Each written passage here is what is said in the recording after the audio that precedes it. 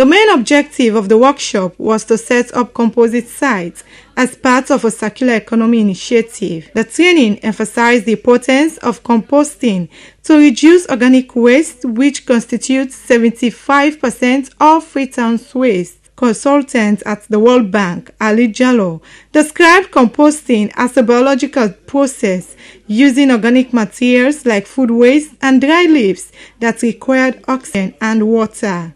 He also highlighted that the goal was to enhance environmental sustainability, reduce waste management costs, and improve soil fertility. We want to encourage them, don't pay for that waste, use that waste, find a place within your facility and convert to something that you can use again.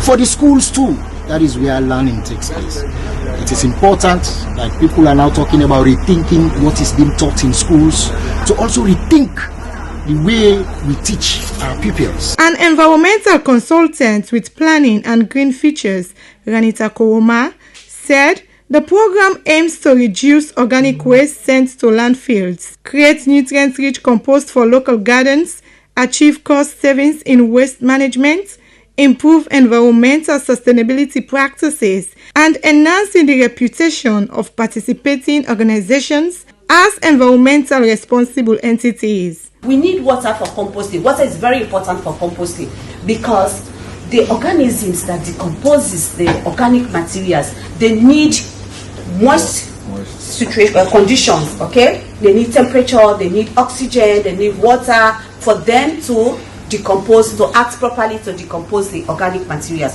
The workshop included practical sessions on composting held at Leicester Village, where participants had the opportunity to engage in hands-on activities.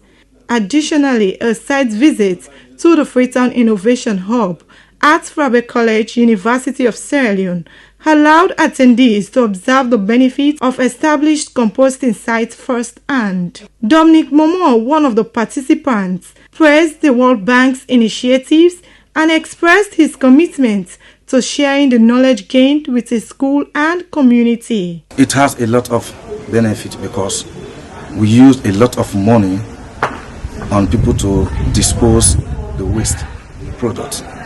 More in our society, in school, like my school, we pay people to dispose the waste.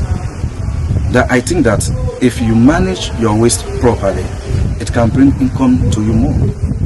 You can be able to get money out of it.